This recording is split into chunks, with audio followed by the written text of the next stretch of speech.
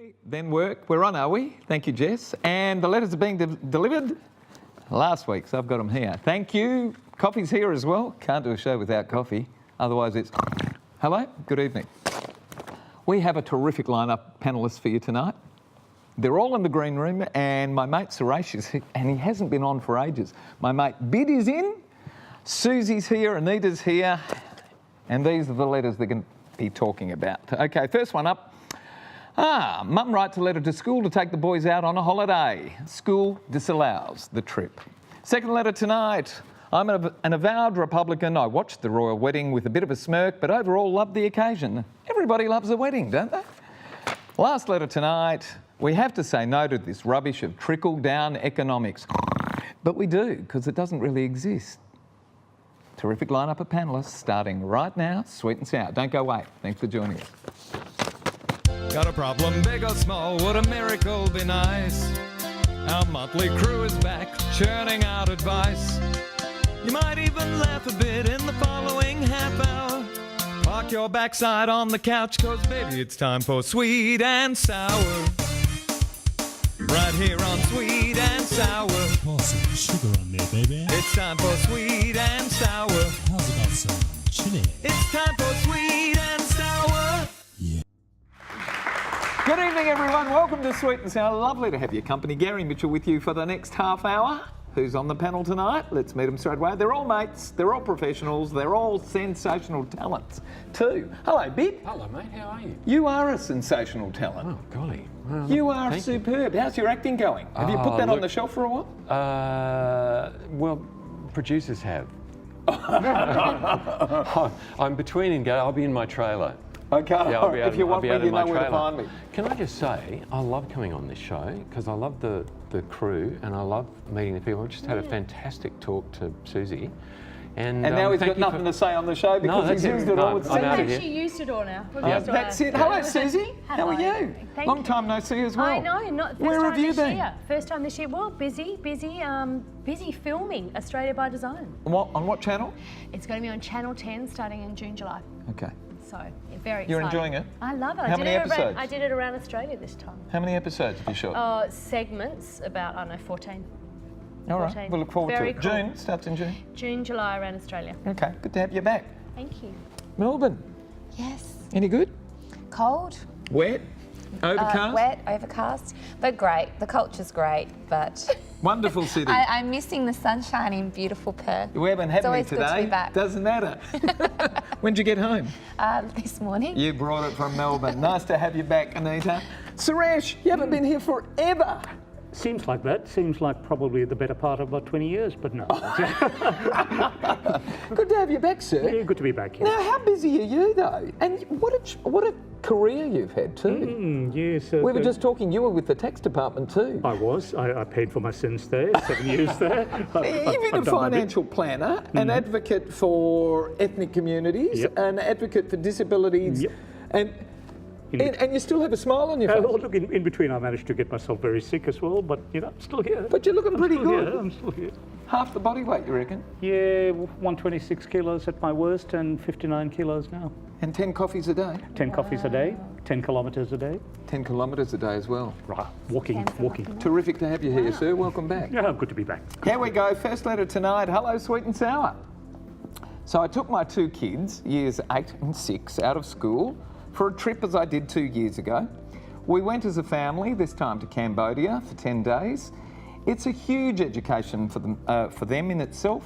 I followed the same protocol as I did 2 years ago with the school, which is a college. I handed both boys a notice for their teachers to advise that they'd be away from school for the duration of the trip.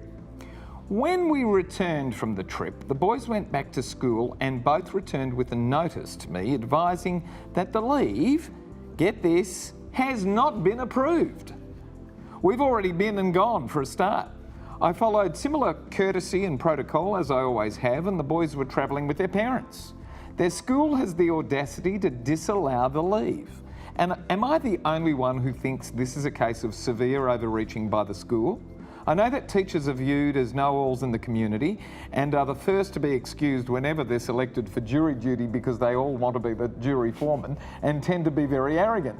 I've yet to respond and I'm deciding between abusing the principal and taking to social media. What would the panellists do here? Please, comes to us from Jan of Morley in WA. An overreach bid? I think so, on the surface of it. Look, I assume your kids are 10 and 11 and 12 and 13 from your letter. All schooling's important, but neither of those children is at the sort of business end of their school life. 10 days isn't long. They spent the time with their parents. It's definitely educational to go overseas. So it does seem like overreach. But most interesting to me, Jane, is that you only see two alternatives about how to remedy it. Go and abuse the principal, wrong. Who do you think is going to pay for that? Your kids. Or, you know, drop a bomb on social media. Not very smart either. And I really don't agree that teachers are viewed in the way that you view, and they do an incredibly important job, and they see a lot more of some children than their parents do. Susie, Well, have you ever been in this position? well, Where I've you've taken my received kids- something No, strange look, from the do school you that know you haven't what? agreed with? First of all, when I first read this, I actually thought, oh God, that's ridiculous. Travelling, best education, fantastic spending time with your parents. But as I read it a couple of times, I actually was sort of surprised and thought to myself, this is ridiculous, absolutely ridiculous, because the reality is that you are paying a college, as you call, a fee. How would you feel if your children were failing in exams, but not so much the year 6 one, but year 8 you've gone into senior school? How would you feel about that? You know, and if you are actually really honestly thinking about abusing the principal, what sort of person are you? So no, I don't agree with that at all. I think it's crazy that the school said that. I'd go to the principal and say, hey, look, What's going I don't on agree here? with that, and if you don't like the school, move your children. And maybe they made a mistake too. You've got to Oh, give everybody well, the benefit I of mean, the it doubt, was I very, think. quite abuse. It's got an undercurrent of abuse, this letter. Anita? Yeah, I think they've made a mistake because they've come back after the trip to a notice. It's like, well, the notice it's voided now anyway. It doesn't really matter what the school has said. Well, maybe because it does. The parents, what you think the school didn't realise that the kids were missing for 10 days? And then they've come back and go, oh, by the way, your leave is not approved. Maybe It's the like, kids didn't bring it home. we've come back already. Like, this has been done. I think maybe the school I don't know what wasn't they're going to really do.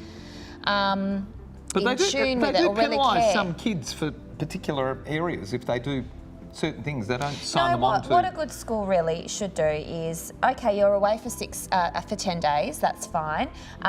Best experience that the kids could get, you know, going to Cambodia with the family and then seeing, you know, another whole way of life as All well. valuable, all terrific. Come back, and this is the homework of what the kids have missed. If the child is struggling, then as teachers we should offer them during lunchtime or, you know, study periods or whatever, the time to catch up with one-on-one right. teacher. Saying that, they do have 13 weeks holiday a year. So if you're a teacher and you're trying to keep people in, you know, as part of the school and as part of the program, I mean, you know, why do you do it every single year? Last word to Suresh. Look, I tend to agree with Bid that these kids are at the age of 8 and 6 are very much at the lower end of the school curriculum.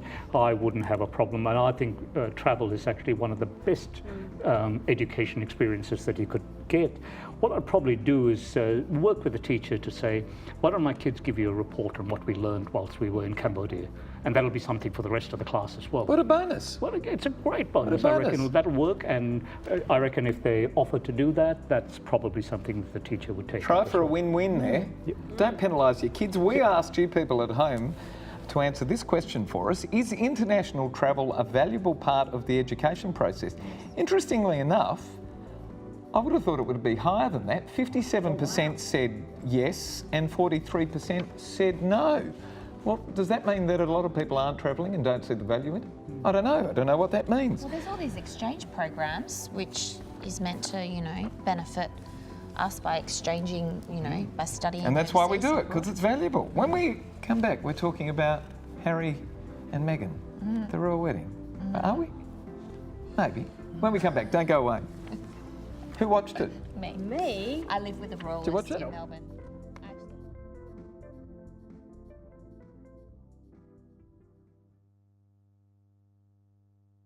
time for Sweet and Sour.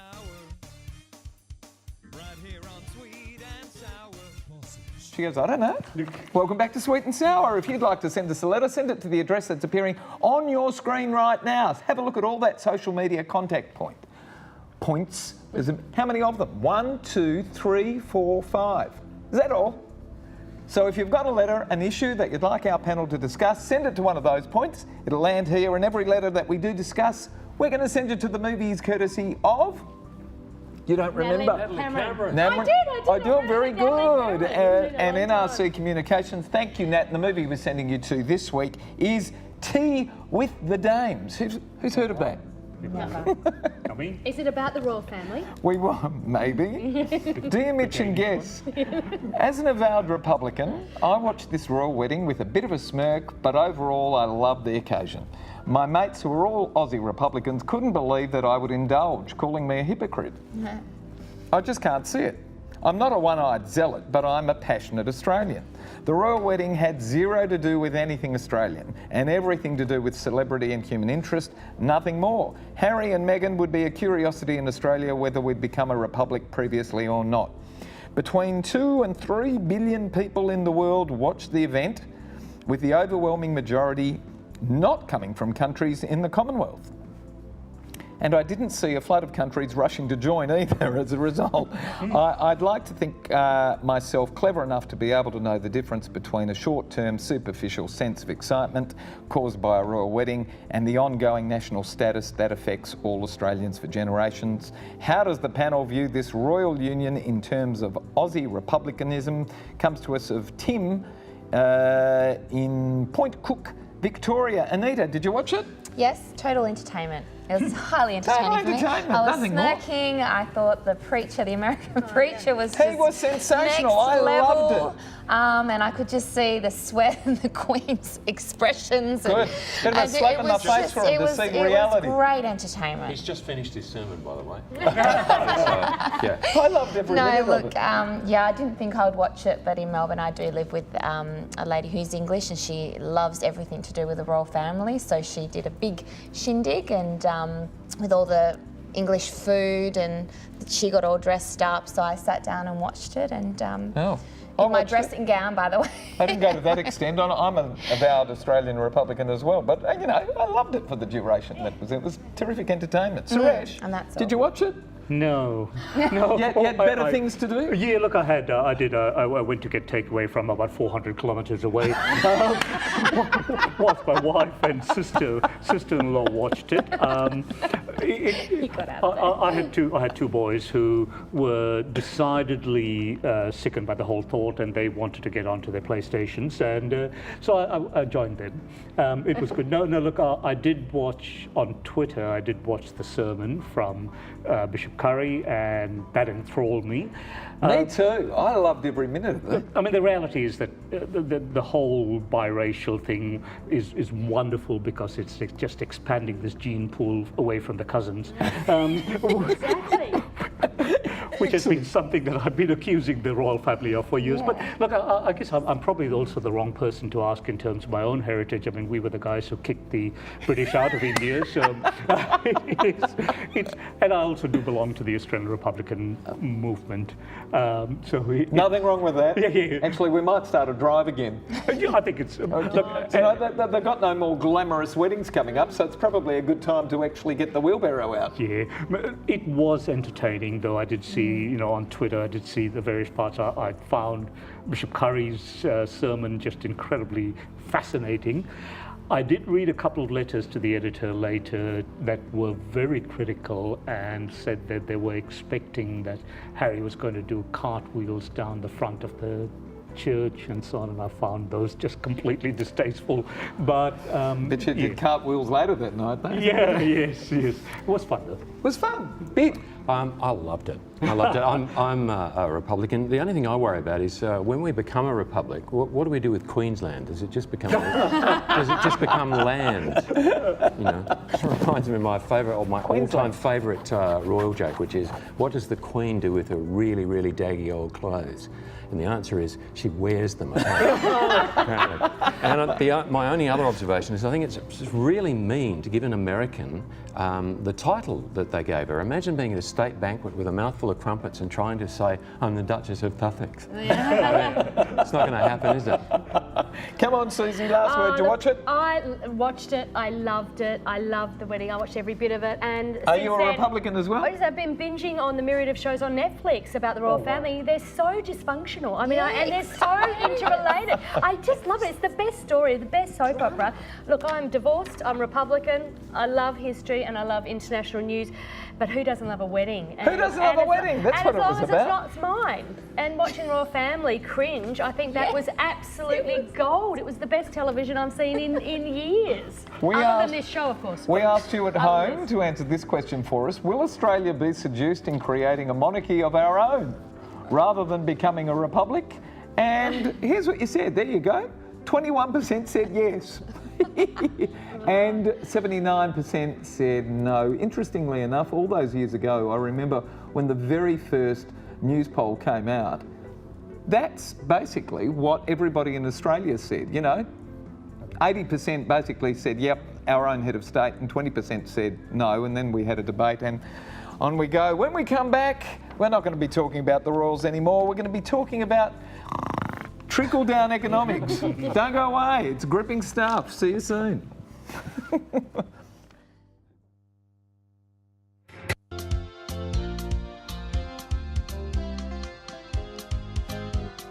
Me? I'm not talking. I haven't got any. Just think to say.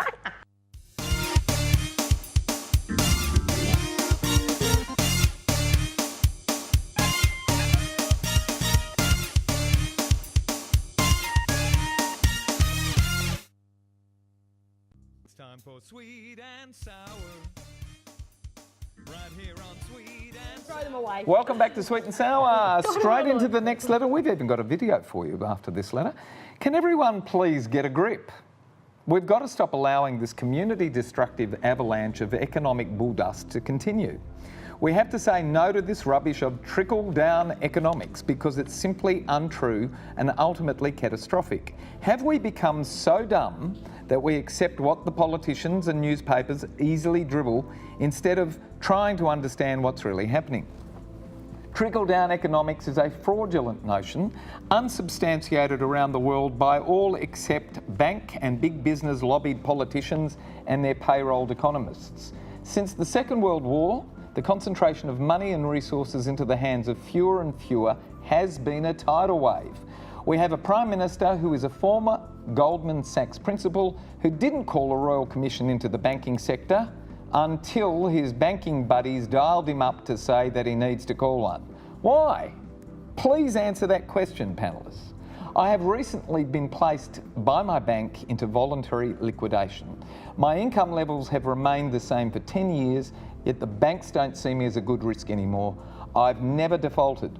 As they always do, the bank has simply changed what they call its risk profile, and I have to sell up. Funny that we also have the government's tax concessions, bizarrely, as we have the greatest national debt ever recorded. So what's really happening, please? Wake up, world.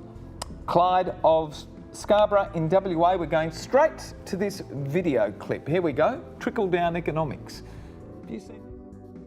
Hello, I'm from the Australian Government. Are you confused about the economy? Unsure how it all works? Great. Just making sure, because there's no way we could have one of the fastest growing inequality rates in the world if you understood trickle-down economics. Trickle-down economics is when we let the rich piss on you and we tell you it's raining. Like when we let billion-dollar companies and millionaires pay no tax and then tell you there isn't enough cash in the budget for this stuff. It's all part of our SFA tax policy. Qantas paid SFA taxes for the past decade. That's the spirit of Australia. Meanwhile, wage growth is dead and millions live below the poverty line. On New Start, the unemployment benefit, which even the Business Council says is inadequate, yet we've consistently refused to raise. Why should we? Julia says she can live on $40 a day, and she'd know. She only owns 5 houses. But don't worry, ScoMo has a brand new solution. Bigger tax cuts for the biggest tax dodgers, like the banks, which are currently being exposed as massive corrupt by a royal commission. But hey, everyone makes mistakes and they deserve a fair go too. But if you're on Centrelink, we'll hunt you down with debt collectors even if you owe us nothing. Because as News Corp tells us, it's people on welfare who are bleeding the taxpayer. P.S. News Corp pays SFA taxes too. Relax, banks and CEOs will find a way to trickle some of that wealth down to you. They haven't been able to name a single country where this has ever happened before, but hey, we place full trust in them at a time when we also fully support a royal commission into their corruption. Think that's a contradiction? Nope, that's trickle-down economics. The best part about trickle-down economics is that the system isn't broken, it's not illegal, it's working just as intended, trickling the wealth from you to the rich and telling you it's for your own good. Trick economics, when the wealth trickles all right, just not in your direction. Authorised by the Department for Distributing Breadcrumbs to the Proles. Well, that was fun, but it's a real issue, isn't it, Susie? Well, I just absolutely love that clip. I haven't seen it, and I thought it was absolutely outstanding. It also explained to me really what trickle-down economics is. As an architect, I'm waiting for the trickle. I haven't even felt a drop, and you know, it amazes me how many businesses are going under in the construction industry. It's not acceptable, and yet when you hear all the large agencies that aren't paying any tax at all, we're being bled dry with tax, you know, and we're trying to run small businesses. We're all small business operators as architects generally. I find it beggars belief, and so I am so glad that they've had the Banking Royal Commission, even though it's push comes to shove. Let's see what actually comes out of that. And the corruption that we saw is just astounding. Those people should be going to prison. It's not acceptable. My view is that it won't do anything but slap a few people on the wrist superficially to placate a few newspaper headlines and make a few people in the community feel comfortable. Bid, what's your take on all of this? Look, you're absolutely right, Clyde, under trickle-down economics, the rich get richer and the poor get children. That's just what happens. You say that there's more power, money and influence in an ever-diminishing number of hands. Well, cop this, in 2017, a study found the richest 1% owned half the world's wealth. So yeah, the banksters and others. You also have a shot at dear old Malcolm Turnbull, probably the most ineffectual Prime Minister since Billy McMahon. Not the worst necessarily, but certainly the least effective.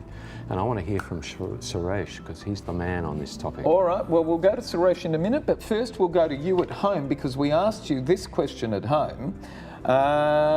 And that's not the one, is it? No, we won't do that. We'll come back. We'll go to Suresh first while I get my sheets of paper organised.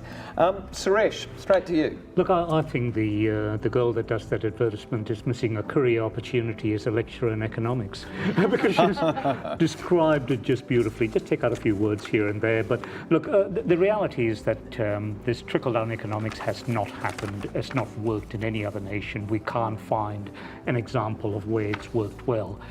And the argument's always put that what we're trying to do is to free up the factors of production, which will allow companies to invest back into productive enterprise and into employment. And the reality is that that doesn't happen. The reality is that all of those profits that are made are then taken out of the economy and it moves out of the cycle. And again, without confusing people in terms of the economics, the jargon therein, there are such things as marginal propensities to consume and save. And that is, if you give someone at the high level of income, the likelihood of, you give them some more money by way of a tax cut, the likelihood of them spending it is less than if you gave someone who had less income. So in other words, it's the lower end of the scale that you need that will spend because they have a marginal propensity to consume, whereas the people at the higher levels have a marginal propensity to save. And when you're saving, you're taking it out of the economy, whereas you need to be in the economy consuming. And so that's where it's most productive, because you give someone like me an extra $1, I'll go and spend the $1. Exactly. You go and give Gina Reinhardt the $1, and it's unlikely that she will spend that $1. She will probably keep 80 cents of it and spend 20. Makes sense.